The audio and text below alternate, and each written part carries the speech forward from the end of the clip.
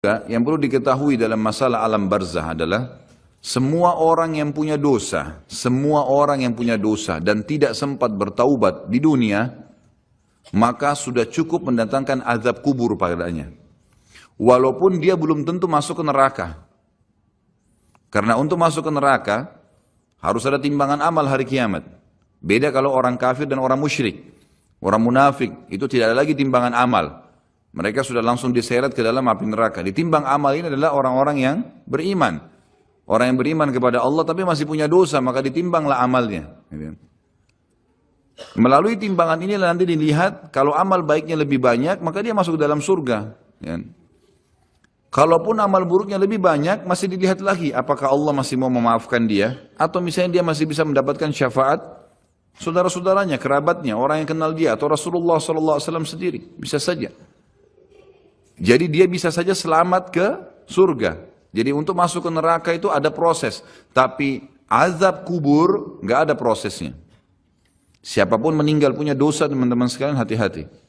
Sekecil apapun dosa itu sudah cukup mendatangkan siksa kubur. Walaupun belum tentu dia masuk ke dalam api neraka. Jadi jangan dianggap remeh.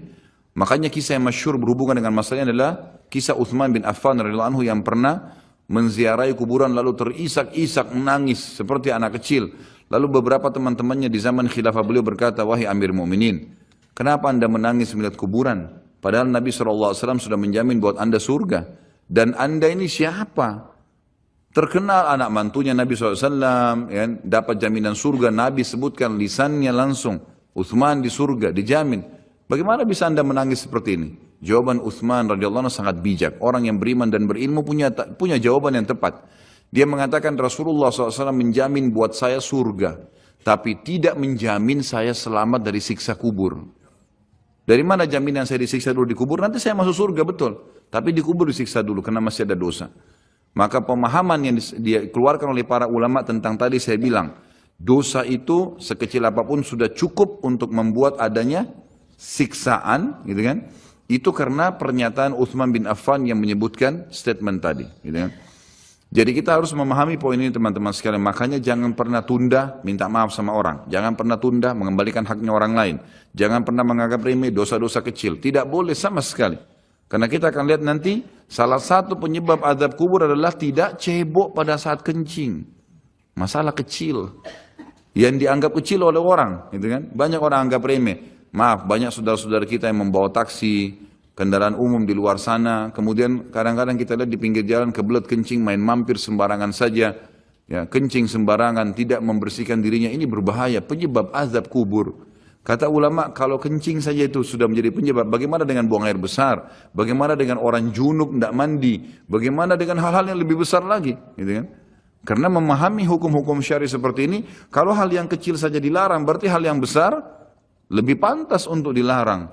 Kalau hal kecil saja mendatangkan azab, berarti hal yang lebih besar lebih pantas mendatangkan azab. Jadi harus hati-hati, gitu kan? Kalau amal ibadah kecil kita kerjakan sudah besar pahalanya, bagaimana dengan amal yang wajib misalnya atau amal yang besar yang kita kerjakan? Kalau umrah fadilahnya besar, berarti haji lebih besar. Kalau sholat sunnah besar, tahajud, maka sholat 5 waktu lebih besar pahalanya, dan seterusnya. Jadi poin-poin ini dalam mukaddimah kita harus difahamin baik-baik, gitu kan? Terutama yang terakhir saya ucapkan tadi, hati-hati teman-teman sekalian. Saya juga tahu diri saya pasti punya salah, tapi saya mengajak diri saya dan jemaah sekalian untuk beristighfar kepada Allah, bertaubat. Jangan tunda pengembalian haknya orang lain, meminta maaf kalau punya kesalahan. Jangan tunda-tunda, jangan bilang nanti Idul Fitri baru saya minta maaf. Nggak ada perintah dalam agama seperti itu. Sebelum pejamkan mata nanti malam minta maaf semua. Dan orang cerdas adalah orang yang tidak menyiapkan musuh pada hari kiamat. Hati-hati. Jangan siapkan musuh siapapun dia. Jangan pernah caci maki orang lain, jangan pernah anggap remeh orang lain. Sampai Hasan Basri rahimahullah waktu ditanya tentang definisi tawadhu, apa itu tawadhu? Karena Nabi SAW mengatakan, jadi ulama-ulama di Irak sering kumpul membicarakan hal-hal yang mungkin bagi orang awam dianggap biasa gitu. Tapi bagi mereka bobotnya besar. Ulama-ulama Irak berkumpul dan Hasan Basri juga hadir situ rahimahumullah. Lalu mereka berkata, malam ini kita diskusikan tentang definisi tawadhu. Karena Nabi SAW mengatakan man tawadhu lillahi rafa'ahullah dalam hadis sahih riwayat Imam Ahmad dan Abu Daud. Siapa yang bertawadhu kepada Allah, merendah karena Allah, Allah akan angkat derajatnya. Maka setiap orang ulama memberikan definisinya masing-masing sampai akhirnya tiba di giliran Hasan Basri rahimahullah, mereka berkata, wahai apa pendapat anda wahai ayahnya Abdullah? Ya. Maka Hasan Basri mengatakan kalian sudah memberikan banyak sekali definisi. Kalau menurut saya tawadhu ialah jangan kau lihat siapapun muslim di depan matamu, ya, kecuali kau sudah langsung menanamkan dalam dirimu kalau dia lebih baik daripada kamu. Itu tawadhu. Siapapun dia. Mau dia cuma mungut-mungut sampah di pinggir jalan, mau dia cuma ini, mau dia cuma itu, tetap kita harus menganggap dia lebih baik daripada kita. Sehingga tidak ada celah untuk menganggap diri kita lebih baik. Dan akhirnya muncul kesombongan. Karena hadis jelas. Hadis yang sahih mengatakan siapa dalam hatinya seperti biji sawi dari kesombongan, maka tidak akan mencium bau surga. Berat, gitu kan? Makanya kita harus kemas diri kita dengan ketawadhuan itu misalnya. Kita merendah. Maka harus ini, ya, kembalikan semua hak-hak orang, minta maaf, kalau pernah mengambil barang orang yang tidak jelas, kembalikan, kalau tidak, sedekahkan sejumlah itu, semua selesaikan, jangan ada masalah, ya, jangan pernah ada masalah, jangan siapkan musuh. Imam Bukhari rahimahullah pernah berhenti berburu hanya karena meleset anak panahnya kena pagar tetangganya, gitu kan? Diajak teman-temannya kita memanah yuk, berburu, beliau senang berburu. Kemudian pada saat beliau lagi latihan panah, ternyata anak panahnya sempat mencuil sedikit pagar kayu tetangganya. Lalu dia panggil gulamnya, gulam ini kayak pembantunya, sampaikan ke teman-teman saya kalau saya tidak jadi memanah, saya tidak jadi berburu, dan sampaikan kepada tetangga kalau Bukhari minta maaf. Muhammad namanya tentu, Muhammad minta maaf, gitu kan. Sampaikan dan siap mengganti pagar yang rusak itu. Begitu pembantunya Imam Bukhari datang ke tetangga tersebut lalu berkata, ya, Syekh Imam Bukhari menyampaikan maaf karena pagar anda tercuil diperlihatkan. Lalu tetangganya tersenyum dan berkata, jangankan pagar saya, rumah saya semua buat Imam Bukhari. Saya tidak perhitungan dengan masalah itu. Waktu pembantunya Imam Bukhari kembali ke rumahnya, apa yang terjadi? Lihat orang soleh dan orang beriman, tahu dan yakin dengan adanya siksa dan azab kubur, tahu ada akhirat dan hisab. Maka apa yang terjadi? Imam Bukhari sujud syukur kepada Allah, kemudian bersedekah sekian ribu dirham, hanya karena tidak jadi ada musuh dari tetangga yang dia cuilkan pagarnya. Coba teman-teman, berapa banyak sendal yang ngantung injak? Hah? Berapa banyak air yang kepercik kena orang lain? Berapa banyak ini, berapa banyak itu? Berapa banyak yang kita anggap remeh mengambil karena teman punya dan seterusnya. Ini hati-hati. Jangan siapkan musuh hari kiamat. Azab kubur datang kepada siapapun yang masih punya dosa. Dan dosa ada hubungannya dengan Allah subhanahu wa ta'ala, ada hubungannya dengan makhluk. Kalau berhubungan dengan Allah Azza wa Jalla, kita bertaubat kepada Allah. Allah Maha Pemurah. Dia akan terima taubat hamba-hambanya asal ikhlas. Tapi dengan makhluk nggak bisa. Mencuri, menggunjing, memfitnah, ya, mengambil, memakan, ya, merusak namanya orang lain. Ini nggak boleh. Ini harus selain taubat kepada Allah, meminta maaf kepada orangnya. Nah, ini tidak boleh ditunda ini. Nggak ada gengsi di sini. Jadi ini manfaat yang sangat besar dalam mukaddimah pembahasan masalah azab kubur. Kita dengarkan dalilnya. Dalil-dalil naqli secara wahyu disebutkan oleh Syekh Abu Bakar rahimahullah. Yang pertama berita dari Allah subhanahu wa ta'ala tentang kenikmatan dan azab kubur. Seperti di dalam firman-Nya disebutkan, surah Al-Anfal ayat 50-51. A'udzu billahi minasyaitonir rajim. Walau tara idh yatawaffal ladina kafarul malaikatu yadribuna wujuhahum wa adbarahum wa dhuqu adzabal hariq. Dzalika bima qaddamat aydikum wa anna Allah laisa bidhallamin lil 'abid. Kalau kamu melihat, kalau seandainya kalian bisa melihat, kata Allah Azza wa Jal, bagaimana para malaikat mencabut jiwanya orang-orang kafir dan memukul, seraya memukul muka dan belakang mereka, bokong mereka. Dan dikatakan pada saat itu, rasakanlah oleh kalian siksa neraka yang membakar. Tentulah kalian akan merasa ngeri. Demikian itu disebabkan oleh perbuatan tangan kalian sendiri. Sungguhnya Allah sekali-kali tidak menganiaya hambanya. Kata ulama tafsir yang dimaksud adalah pada saat dicabut ruhnya, dihantam wajah dan bokongnya, kemudian dirasakan rasa panas. Pada saat dimasukkan ke kuburan, dia akan merasakan juga panasnya api sampai dibangkitkan pada hari kiamat. Ini makna tafsir dari ayat. Juga dihubungkan dengan yang lainnya adalah Allah subhanahu wa ta'ala menutup ayat ini sambil berkata, itu karena perbuatan tangan kalian sendiri. Kata ulama tafsir, Allah Azza wa Jalla dengan kemahamurahannya, walaupun orang kafir, Fir'aun menantang Allah menganggap dirinya Tuhan, masih didakwahi dan sampai detik terakhir sebelum dia ditenggelamkan masih diberikan kesempatan untuk taubat. Makanya kata Nabi SAW, wala yahliku illa halik, tidak ada orang yang masuk neraka kecuali orang yang bobrok. Karena sampai dia mau meninggal, sinyal Allah terus datang untuk taubat. Baik dari lisannya orang lain kah, fenomena yang terjadi kah, ada saja. Maka orang yang cerdas harus bisa mengambil pelajaran. Teman-teman, ulama juga menitikberatkan begini. Setiap azab Allah akan datang yang besar, Allah selalu datangkan azab yang kecil sebagai peringatan. Sebelum seseorang itu rubuh hotelnya, terbongkar aibnya karena dia berzina, akhirnya dibuka orang seluruh dunia bisa melihat. Maka pada saat pertama dia mau berzina, Allah subhanahu wa ta'ala tanamkan rasa takut dalam dirinya. Khawatir ketahuan. Tangkap tak sinyal itu? Enggak, tetap ngotot jalan. Baik, setelah itu Allah subhanahu wa ta'ala buat pasangannya telepon. Ada temannya telepon, gitu kan? Atau pasangan yang sedang dia akan ini juga begitu. Tetap juga tidak mau.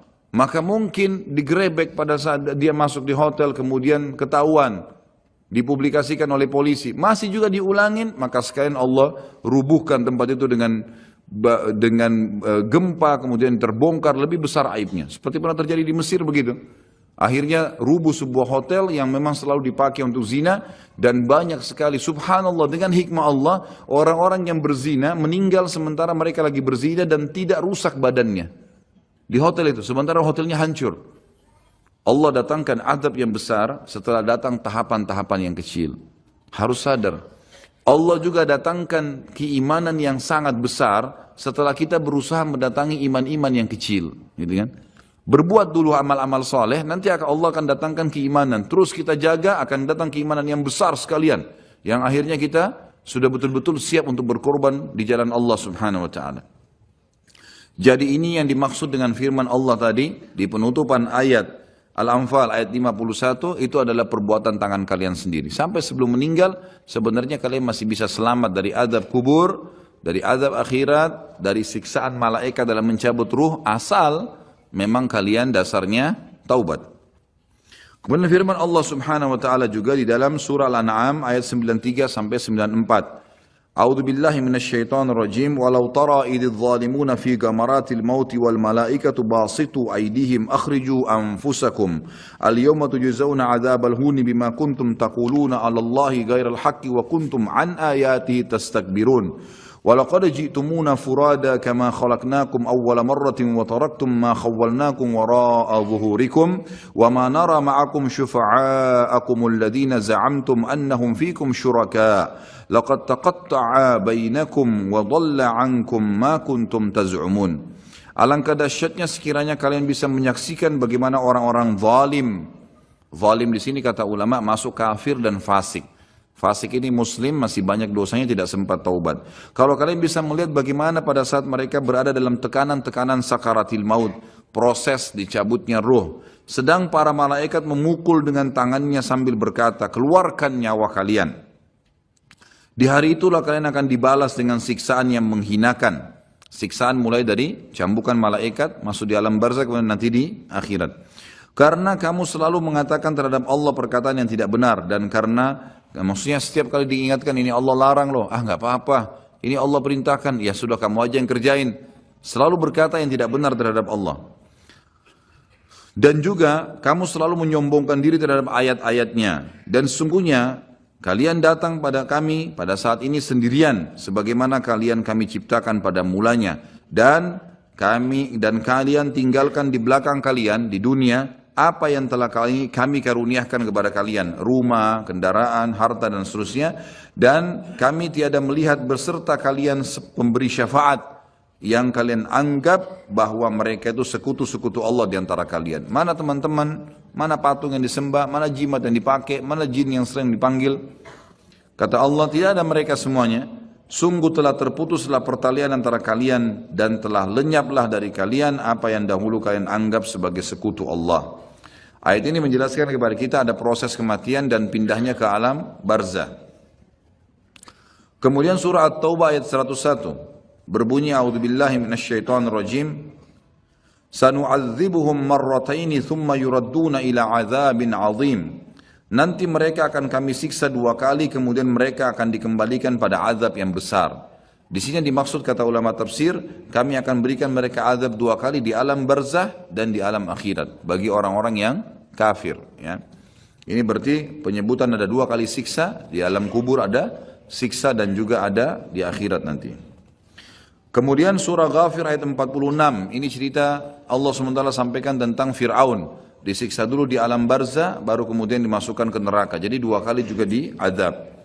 A'udzu billahi minasyaitonir rajim. An-naru yu'raduna 'alaiha guduwan wa 'ashiyya wa yawma taqumus sa'atu adkhilu ala fir'auna ashaddal 'adzab.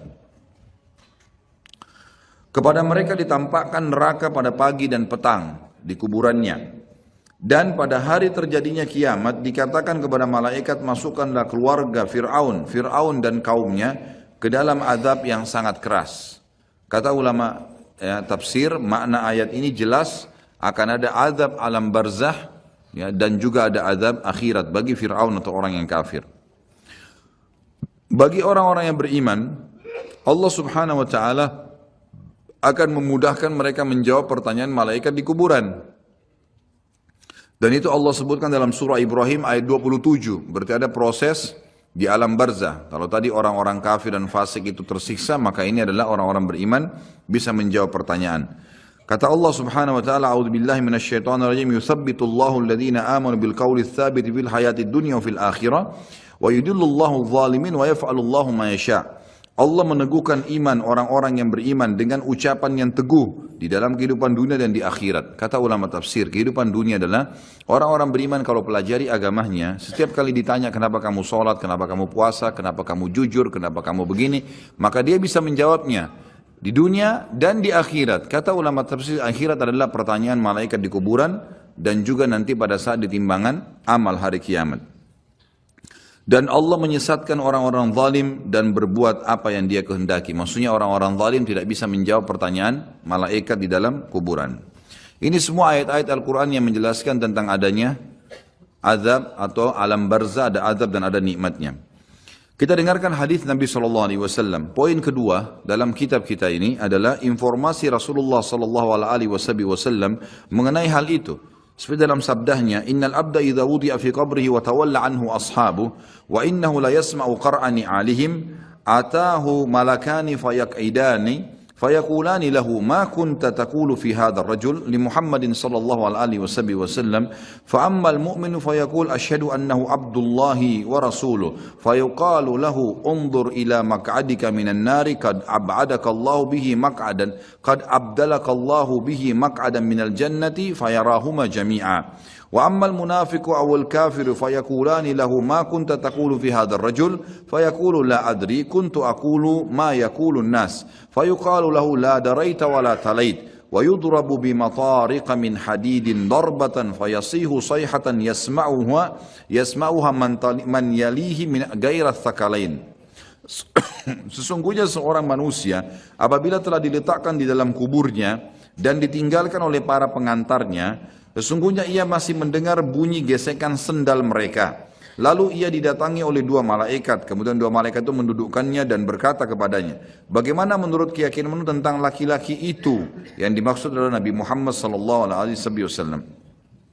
Maka seseorang mukmin akan menjawab, aku bersaksi bahwasanya dia adalah hamba dan utusan Allah. Lalu dikatakan kepada mayat tersebut, lihatlah tempat dudukmu dari neraka telah diganti oleh Allah dengan tempat duduk dari surga.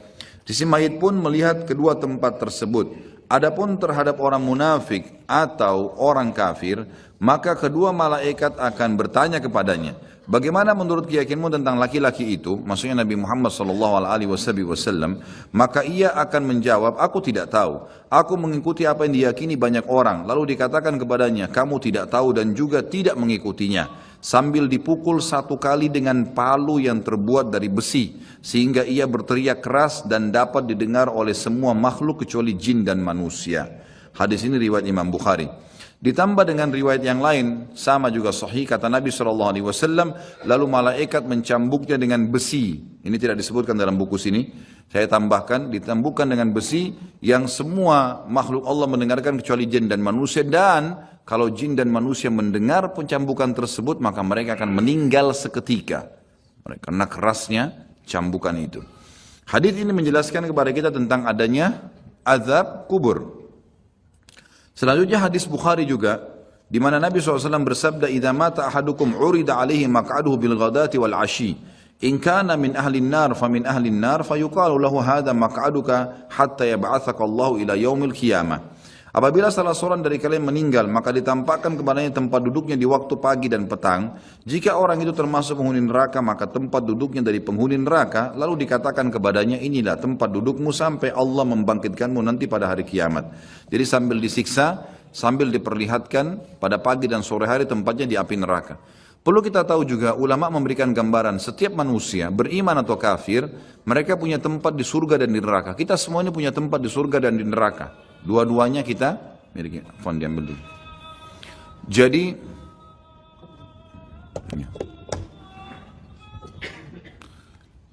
kita semua ini punya tempat di surga dan di neraka. Punya tempat di surga dan di neraka. Kalau seseorang mukmin meninggal dunia, maka tempatnya di surga ditempati oleh dia dan tempat di neraka diberikan kepada orang kafir. Kalau dia meninggal dalam keadaan kafir, atau dia munafik, atau dia musyrik, kekal di api neraka, maka dia akan mendapatkan tempatnya di neraka dan tempat yang di surga diberikan kepada orang-orang yang beriman. Karena hadis ini menjelaskan kepada kita, tempatnya diberikan yang di neraka misalnya, tempatnya diberikan yang di surga, gitu kan, diberikan, maka diberikan kepada dia tempat yang layak dia dapatkan. Kalau dia beriman tapi masih punya dosa, layak masuk neraka dulu, maka dia akan tempati tempatnya di neraka. Setelah dosanya bersih baru dia masuk ke dalam surganya. Seperti itu memahami makna daripada hadis tadi. Kemudian juga ada hadis yang lain, tidak disebutkan dalam buku ini, saya sebutkan, kata Nabi SAW, kalau seseorang mukmin meninggal dunia maka akan datang kepadanya 3 sosok malaikat. 2 malaikat rahmat kiri kanan membawa kain kafan dari surga, dan 1 malaikat maut diubun-ubun kepalanya yang mengatakan kepadanya, hai jiwa yang baik, kembalilah kepada rahmat dan pengampunan Tuhanmu. Maka ruhnya keluar lebih mudah daripada air dari mulut kendi. Kemudian ditangkap oleh malaikat rahmat dan dibungkus dengan kain kafan dari surga, lalu dibawa ke langit. Begitu menembus 7 lapis langit, setiap malaikat di langit berkata kepada malaikat rahmat, siapa ini? Sungguh mulia ruh ini. Kata Nabi SAW, karena ruhnya mengeluarkan wangi yang lebih wangi daripada bau kasturi. Dan insya Allah mudah-mudahan kita termasuk di sini. Lalu berkata Nabi SAW, semua malaikat berkata, semoga Allah membuat ruh ini lewat di sisi kami. Lalu sampai di langit ke-7, terdengar suara dari langit, ini tidak dijelaskan, Allah langsung yang menyampaikan atau malaikat yang menyampaikan pesan Allah. Maka dikatakan, catatkan hambaku ini termasuk penghuni surga, kembalikan dari dunia, di sana saya ciptakan, di sana pula saya akan bangkitkan. Diantarlah jenazahnya, ruhnya bersama jenazahnya diantar oleh kerabatnya, lalu 3 langkah pengantar masih meninggalkan tempat tersebut, dia masih mendengar suara sandal mereka. Sampai setelah 3 langkah, maka malaikat datang mendudukkan dia lalu bertanya, siapa Tuhanmu, siapa nabimu, apa kitabmu? Kalau dia orang mukmin, dia menjawab sebagaimana tadi dalam Al-Quran yang disebutkan dalilnya ya, yang dalam surah Ibrahim ayat 27 itu. Kata Nabi SAW, kalau kalian mau bacalah ayat itu, yuthabbitullahu alladhina amanu bil qawli tsabit fil hayatid dunya wa fil akhirah. Al-ayah. Allah akan tetapkan di lisan orang-orang beriman untuk menjawab pertanyaan di dunia dan juga di akhirat. Akhirat termasuk alam barzah. Maka dia jawab, Tuhanku Allah, Nabiku Muhammad, kitabku Al-Quran. Setelah itu dibukakan baginya pintu neraka. Dia ketakutan melihat azab, siksaan, orang teriak, api yang berkobar-kobar, luar biasa. Sebagaimana juga nanti akan kita bahas kalau membahas masalah neraka. Neraka itu nanti akan penuh, ya, akan penuh tergenang dengan nanah dan darah penghuni neraka. Dan akan menjadi minuman dan makanan penghuni neraka itu sendiri. Na'udzubillah. Maka dia ketakutan, lalu kata malaikat, lihatlah dari apa Allah selamatkan dirimu. Dulu kau bisa masuk sini, tapi karena kau patuh, kau beriman, beramal soleh, kau selamat. Ditutup, dibuka pintu surga, dayang-dayang, permadani, istana, buah-buahan. Dia kagum, kata malaikat, ini tempat kau sekarang. Maka dia pun berdoa mengatakan, ya Allah cepatkan waktu karena aku ingin masuk ke dalam surgaku. Lalu kemudian datang di sebelahnya orang yang tampan, bajunya bersih, badannya wangi. Lalu dia kagum mengatakan, siapa kamu ini? Kata dia, saya amal baik yang akan menemani kau sampai hari kiamat. Solat anda, ini hadir di majelis ilmu seperti ini, puasa, sedekah, bakti dengan orang tua, kerjakan saja itu sampai mati, insya Allah akan menemani kita di kuburan. Lalu kemudian, ya dia ditemani oleh amal tersebut, lalu Allah SWT berfirman, kata Nabi SAW, lalu Allah berfirman berkata kepada para malaikat, lapangkan kuburan hambaku ini seluas pandangan matanya. Dan ya bukalah jalannya supaya dia bisa lihat tempatnya di surga, karena dia belum bisa masuk setiap pagi dan petang hari. Lalu jadilah kuburannya taman dari taman surga. Gitu. Kemudian sebaliknya kalau orang fasik atau orang kafir, fasik orang yang banyak dosanya, tidak sempat taubat tadi, dan orang kafir, prosesnya sama, datang malaikat maut diubun-ubun kepalanya dan dua malaikat kiri kanan azab, penyiksa bawa kain kafan dari neraka, lalu malaikat maut berkata, hai jiwa yang busuk keluar kepada murka Tuhanmu. Maka dia berserakan di tubuhnya nggak mau keluar, malaikat pun menarik dengan keras sambil berkata, kau pasti akan keluar. Maka ditariklah dengan keras seperti bulu domba yang dibasahkan, dililitkan di pohon berduri lalu ditarik dengan keras sehingga berantakan bulu domba itu. Lalu dibungkus dengan kain kafan dari neraka, dibawa ke langit, baru di langit pertama semua malaikat nolak, tidak ada yang mau menerimanya. Sambil berkata kepada malaikat azab, ruhnya siapa ini? Sungguh buruk ruh ini. Kata Nabi SAW, karena ruh itu mengeluarkan bau yang lebih busuk daripada bau bangkai. Lalu kemudian, ya, kata Nabi SAW, terdengar suara dari langit, Allah berfirman, catatkan hambaku ini termasuk penghuni neraka. Kembalikan dia di dunia, di sana saya ciptakan, di sana pula saya akan bangkitkan. Dikembalikan bersamaan jasadnya diantar oleh kerabatnya. Kemudian pada saat mereka melangkah 3 langkah masih dengar suara sendalnya. Lalu datang malaikat menundukkan dia, menanyakan siapa Tuhanmu, siapa Nabimu, apa kitabmu. Kalaupun dia orang muslim hafal mati, tetap jawabannya sama. Innama aqulu kama kana yaqulun nas. Saya nggak tahu, saya cuma ikut-ikut dulu orang bilang apa. Dibukakan baginya pintu surga, dayang-dayangnya, permadadinya, semua fasilitas yang luar biasa. Dia kagum, kemudian malaikat mengatakan, lihat dari apa kamu haramkan dirimu. Kamu bisa masuk sini, tapi kamu yang tidak mau. Ya. Lalu ditutup, dibuka pintu neraka, azab, teriak-teriak orang yang disiksa. Lalu dia ketakutan, kata malaikat, ini tempat kamu sekarang, tidak bisa kamu lari darinya. Maka dia berdoa mengatakan, ya Allah jangan cepatkan waktu karena aku tidak ingin masuk ke dalam nerakaku.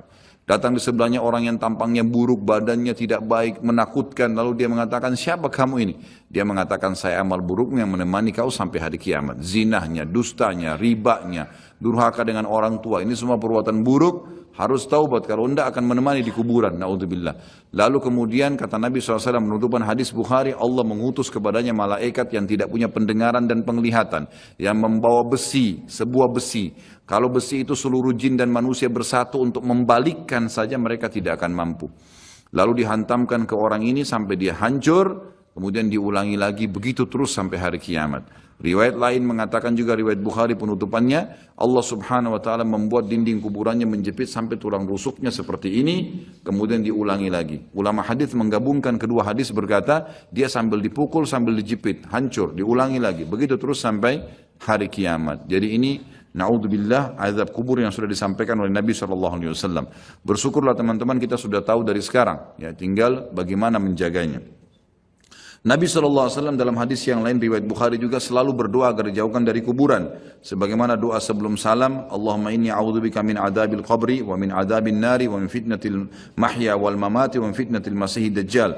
Ya Allah, sungguhnya aku berlindung kepadamu dari adab kubur, dari adab neraka, dari cobaan fitnah kehidupan dan kematian, serta dari fitnah masih dajjal.